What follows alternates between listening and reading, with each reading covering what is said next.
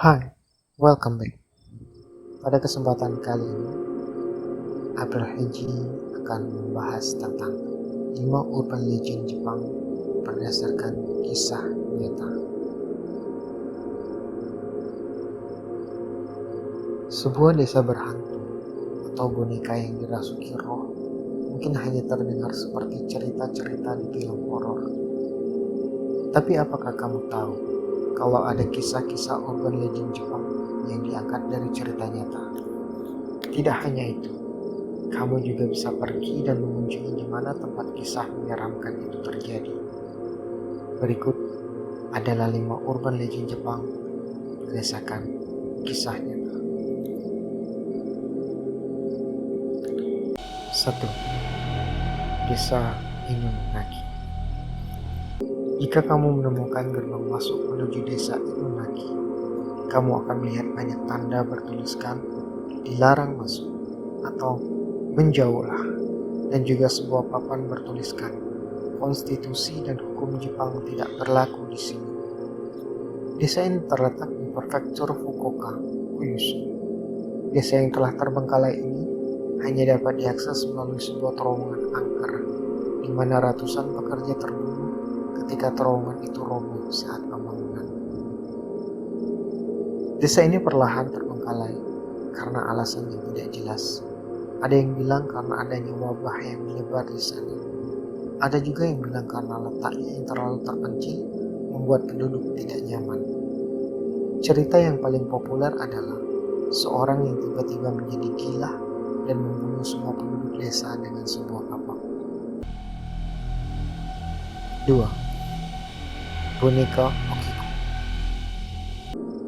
Pada tahun 1918, seorang anak laki-laki berusia 17 tahun di Hokkaido membeli sebuah boneka di pasar untuk adiknya yang berusia 2 tahun bernama Okiko.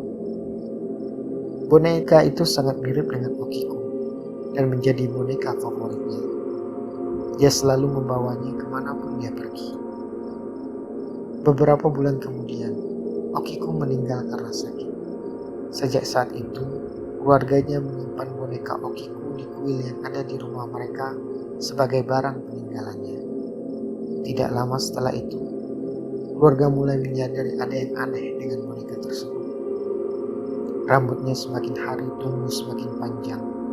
Bahkan setelah rambutnya dipotong pun tetap tumbuh. Ayah Okiko pun memberikan boneka tersebut ke kuil Menenji, kota Iwamizawa, Hokkaido. Boneka itu masih ada hingga saat ini, dan kamu bisa berkunjung ke kuil Manenji untuk melihatnya. Para ilmuwan telah meneliti dan telah disimpulkan bahwa rambut boneka itu terbuat dari rambut manusia asli. 3. Maruka Castle. Hitobashira, sejenis pengorbanan manusia, masih dipraktikkan di Jepang sampai abad ke-16. Mayat-mayat dari para korban yang dikorbankan digunakan sebagai bahan pondasi, pilar, bendungan, dan lainnya untuk menenangkan dan meminta agar dewa melindungi bangunan tersebut dari bahaya. Kastil Muroko di Sakai, prefektur Fuki ini menjadi tempat dari kisah urban legend Jepang tentang Hitobashira paling terkenal. Diceritakan saat pembangunannya, salah satu dinding di kastil itu terus runtuh berkali-kali meskipun telah diperbaiki dengan lebih kuat. Sebagai upaya terakhir, para pekerja menyarankan untuk melakukan Hitobashira. Seorang wanita bernama Oshizu dipilih untuk menjadi korban. Oshizu setuju untuk dikorbankan dengan syarat anak laki-lakinya harus dijadikan samurai. Akhirnya, kastil ini berhasil dibangun, tetapi syarat dari Oshizu tidak pernah terpenuhi. Hingga saat ini, parit kastil Muroka akan banjir setiap kali hujan di musim semi. Fenomena ini dinamai dengan kutukan air mata Oshizu. 4. Akamanto, pembunuh berjubah merah, atau oleh orang Jepang dipanggil Akamanto, adalah salah satu kisah urban legend yang populer di Jepang. Kisah ini sebenarnya terinspirasi dari kisah nyata tentang seorang pembunuh berantai yang menculik dan membunuh 3 orang sambil mengenakan selimut berwarna biru pada tahun 1906 di prefektur Fukui.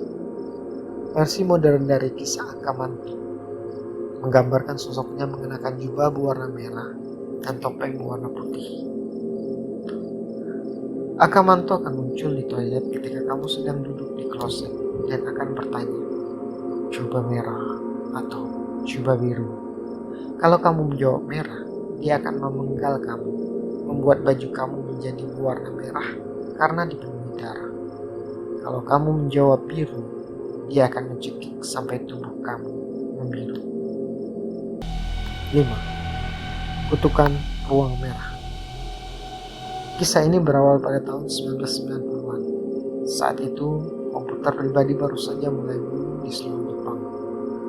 Kutukan ini muncul dalam bentuk pop-up di layar komputer korban ketika mereka sendirian di kamarnya. Pop-up ini berwarna merah dengan tulisan berwarna hitam yang bertuliskan, "Apakah kamu menyukai ruang merah?"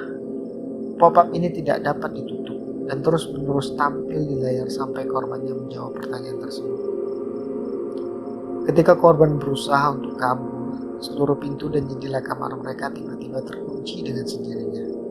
Beberapa hari kemudian korban akan ditemukan meninggal di dalam kamarnya dengan ruangan yang penuh dengan darah. Kisah urban legend Jepang ini menjadi populer di internet setelah seorang anak perempuan berusia 12 tahun di Nagasaki dibunuh oleh teman sekelasnya. Polisi menemukan bahwa si pembunuh yang namanya tidak disebutkan karena saat itu masih berusia 11 tahun, di bookmark komputer pribadinya ditemukan tautan menuju Red Room.